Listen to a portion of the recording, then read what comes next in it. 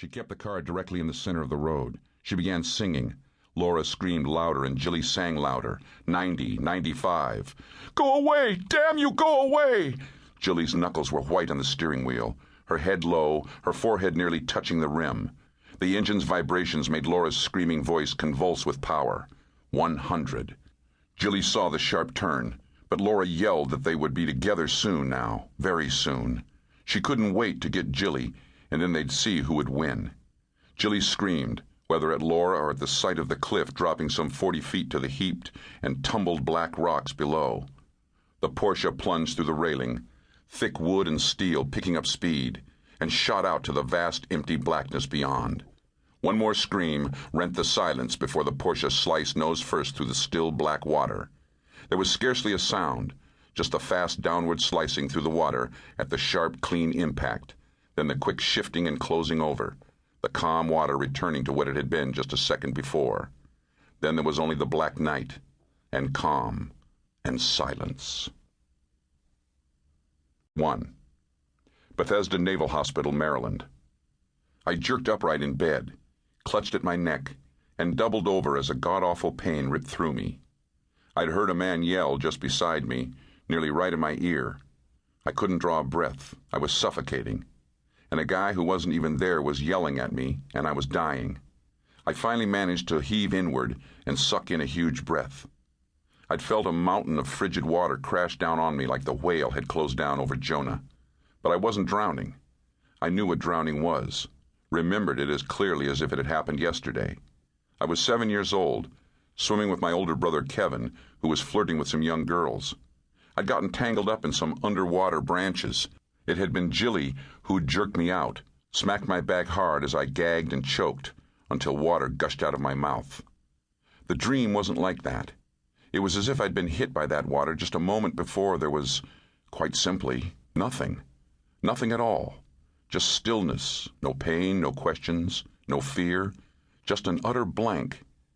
I swung my legs over the bed and stamped them hard on the ancient linoleum, savoring the sluice of pain that rumbled through my shoulder, my ribs, my collarbone, my right thigh, and other parts of me that were healing well enough so that gradually I'd drop them out of my inventory. That delicious sharp pain brought me full into my favorite hospital room, planted me firmly in the here and now, out from underwater in a nightmare that had left me being nothing at all. Still, when my feet hit the linoleum, the shock of the impact punched me back, and I nearly fell. I grabbed the bed railing at the head of the bed, took a deep breath, and looked around. My feet were still on the floor, flat on off-white linoleum that I'd come to hate in the past 2 weeks as much as those pastel green and tan walls. Leave it to the military to pick those colors. But you couldn't hate when you were dead, so I was glad there was something there to prove to me that I was alive. I'd been lucky, they told me. The blast hadn't zeroed in on my heart or my head or anything vital. It was like I'd gotten hit by a 2x4 all over. A bit smashed here, a bone broken there, a muscle twisted out down lower. My feet and my back had escaped, with just faint bruises marching up my spine. The explosion missed my groin, too, for which I was profoundly grateful. I just stood there by my bed, breathing and savoring all the air that was here, all of it mine. I looked down at my messed up bed.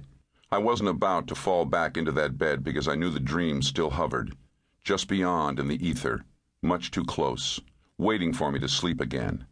I wasn't about to. I stretched slowly and carefully. Still, every move brought a jab of pain from somewhere in my body. I breathed in deeply and walked slowly to the window of my hospital room.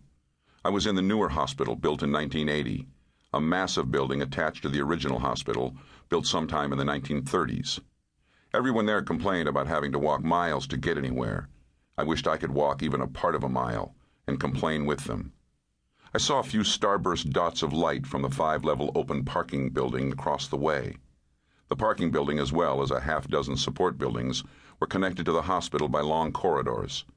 I couldn't see more than a dozen parked cars from where I stood. Lights spiked up from lamps set at close intervals throughout the landscape grounds. There were lights even in among the trees. My law enforcement instincts told me there were no places for a mugger to hide. Too many lights. There hadn't been any lights at all in the dream. Just darkness. Wet darkness. I walked slowly to the small bathroom, leaned over very carefully, cupped